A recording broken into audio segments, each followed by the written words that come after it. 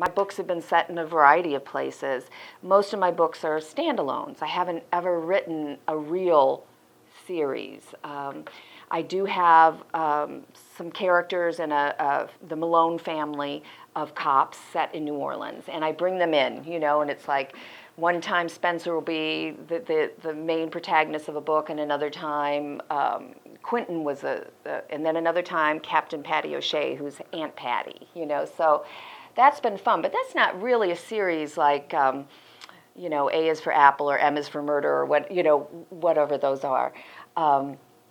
So I've done some of that and really enjoyed it. But most of my books are standalone. So, I've set one in Key West. That was a lot of fun. Dead Run. That was Dead Run. I set one in California on the coast, Monterey, Carmel. That was fun. So I like places that have personality, and the Southeast Louisiana has so much personality.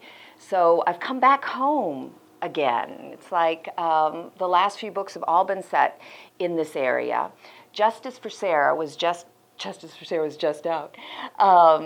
But I set that in Madisonville because, I love Madisonville. And I wanted to be in Southeast Louisiana. I changed the name though, and it was Marlene. I don't know, was it your book group who was like trying to guess if or when I came to the City Hall group, they were like, was that Madisonville? Because I changed the name, and I made a few little geographical changes. Like I gave my town a town square because I love town squares. But part of the reason for changing the name, I changed it to Liberty, Louisiana, because when you have a small town and you're taking all the people and making bad things happen and have a lot of people with a lot of bad ideas, or wrong thinking, I just don't, who wants to condemn a cute little town like that? So I made it Liberty, and it kind of tickles my funny bone too, because it's like here there's in Justice for Sarah, a girl is accused of her sister's murder, a young 17-year-old girl. But she's acquitted, but everybody knows she's guilty. There's, so that's hanging over her head, and she leaves town, but she comes back 10 years later, and the town all still thinks she got away with murder. So, but she wants justice for her sister Sarah. That was about. Settings are fun because I go to the places that I set the book. So New Orleans is really easy. Madisonville. Horse Country is, here's my little, this book, The First Wife, that comes out February 10th, is set in Horse Country. And Folsom, which I renamed Wholesome. Genius. But anyway, it tickles my funny bone. I can't help it. But it, went to all the horse farms. I went to, not all the horse farms. You couldn't go to all the horse farms, but I went to a great number of horse farms. And the thing that was kind of ridiculous about me setting it in horse country and around horses and on a horse farm is I have always been terrified of horses. Go figure.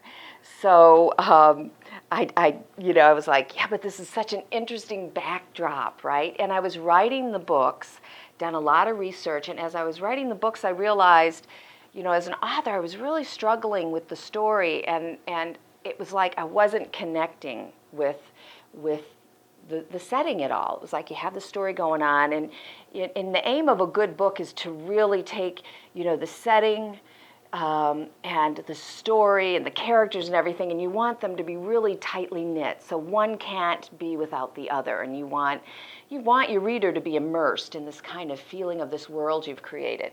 And something was missing. And I was talking to a friend, she was at a baby shower actually, and one of her friends who was there at this baby shower owns a little horse farm.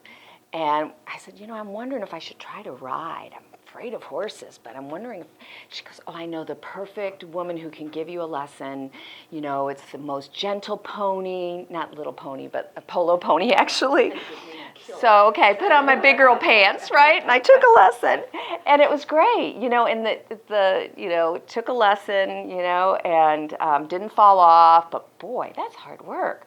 I had a sore booty for a while, but anyway, And when I started writing again, that was it. That was the thing. I hadn't physically been able to connect with the horses. There's a big difference between looking at something like this and being able to touch and smell and get on top. And I was also able, when you talk about characters, I thought the best thing to do was to make my character, this main character, also afraid of horses. So in the book, she's come to this horse farm, and because she fell in love with a dark-haired, handsome stranger and married him in a rush, and you know how that can turn out because we all read the papers, and goes to this horse farm in Louisiana.